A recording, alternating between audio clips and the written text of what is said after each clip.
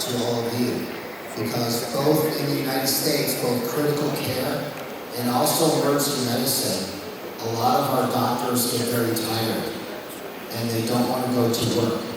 So this is some of the things that we've done over the last several years is do a lot of research as to what we can do to help prevent that, to make sure our doctors are ready and excited and able to go and work at their best.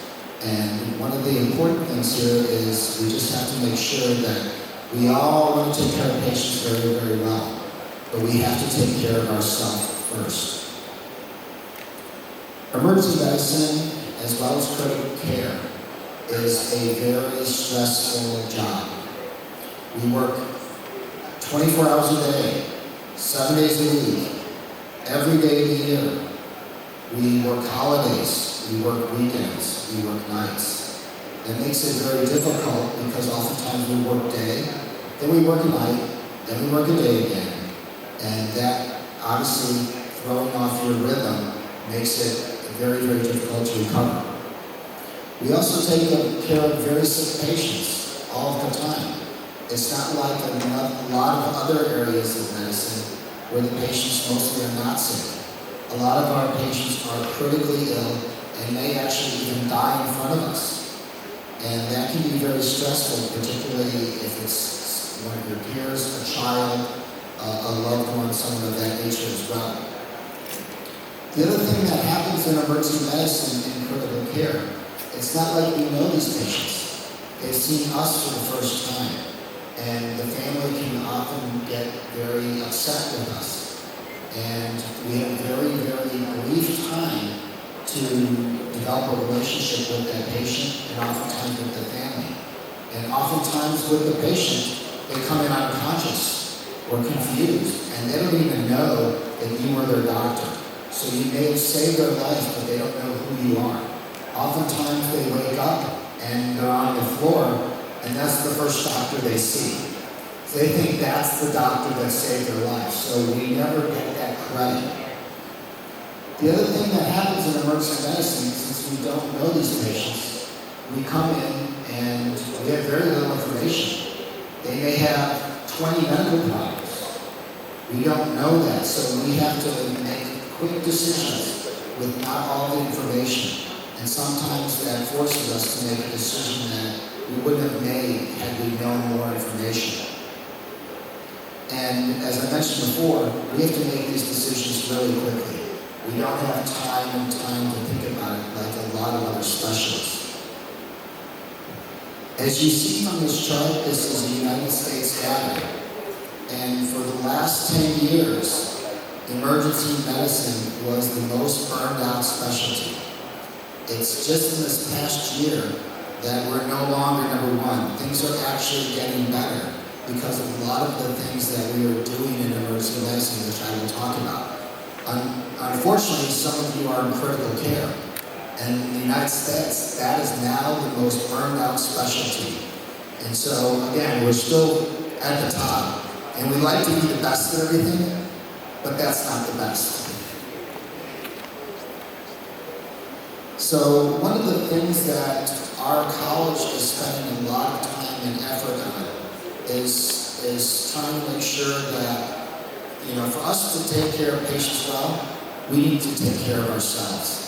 And when we started off on this, is when we looked at wellness, we thought it was you eat right, you sleep right, you get some exercise, and that's wellness. But we realized that yoga and going for a jog is not going to solve burnout or fatigue. A lot of things go into that, and I'll talk about that here in a minute.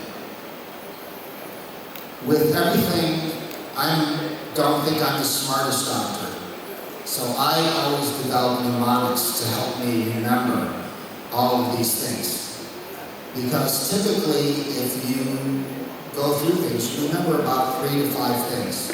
And unfortunately, the whole idea of burnout or fatigue, it's multifaceted. There's a lot of different areas.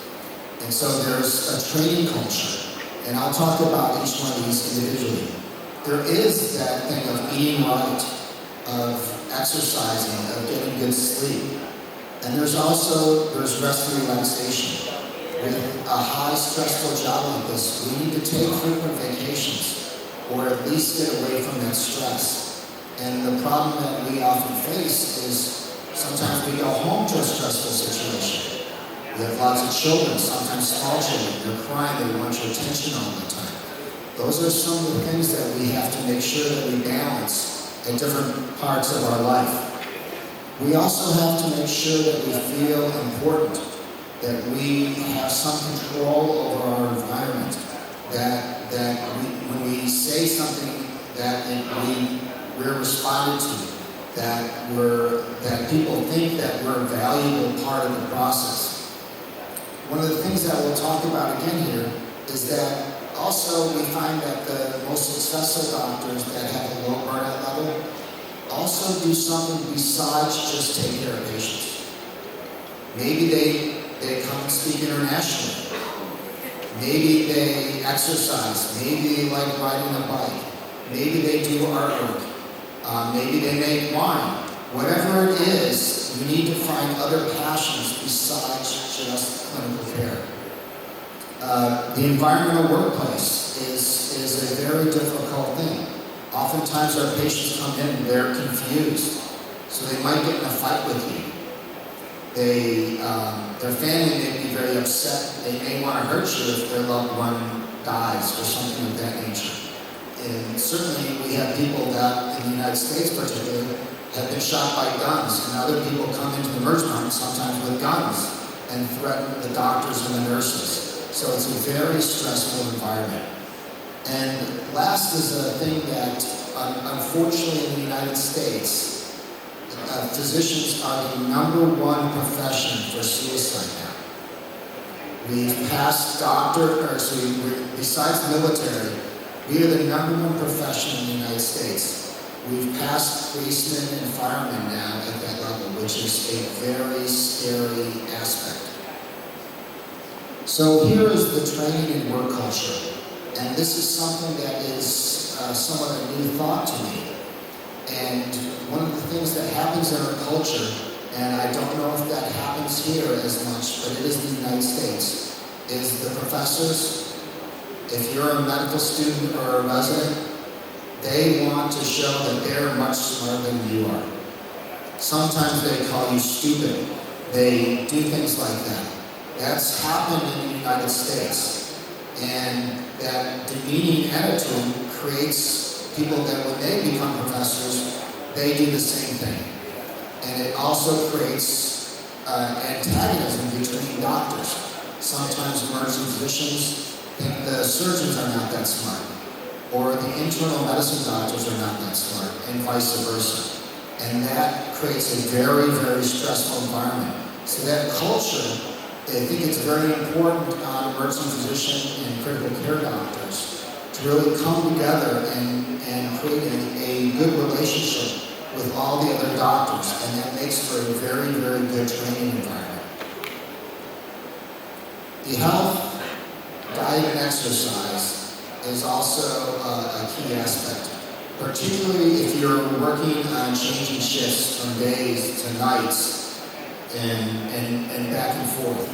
One of the things that we're learning is that this is pretty crucial, that if you eat during the shift and things, that if you eat certain foods, unfortunately like white rice, it's got very high in sugar. And then you know what happens? After you eat a lot of rice, the sugar goes up and then it goes down. So what happens? You get tired. So then what do you want? Some more sugar. So it goes up and it goes down. And so oftentimes during shifts, it's good to eat more protein and drink a lot more fluids so that you don't have those up and downs. And certainly the other component is, because you're working days and nights, you forget to exercise. And we find that the doctors that exercise a lot more do a lot better.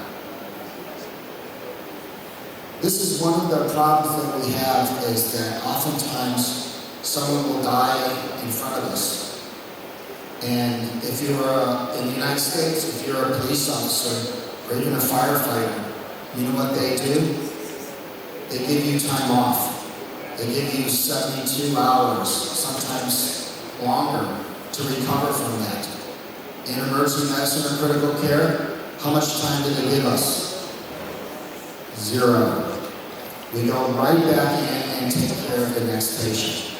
So what we have to do is go through that process, but oftentimes we need to take time after that to do special rest. And so we need to work that into our thought process, even if it's an hour or two, to think about what it is and process that and recover before you start going back into doing all the other things that we do.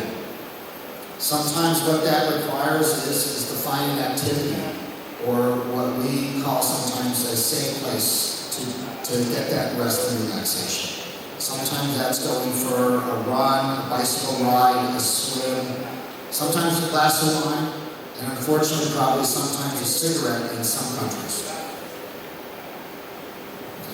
The other issue here is emergency medicine in the United States traditionally was looked down on for a lot of times. That we were considered a specialty that was not that important. And sometimes now the hospitals make all decisions and they don't listen to the doctors and they don't listen to the nurses and they make decisions for us. It's important that we make sure that we have doctors and nurses that are involved in the process, that support and make sure that we feel as though when there's something that we think can be improved, that people actually listen to us. And one of the things that we have doing in our country, in our association, is we do a lot of leadership training. And we start training people to make sure that they can effectively communicate to the administrators the importance of different things and why the doctors and the nurses need those tools. This is one of the challenges that we face in the United States, is that a lot of doctors keep just working.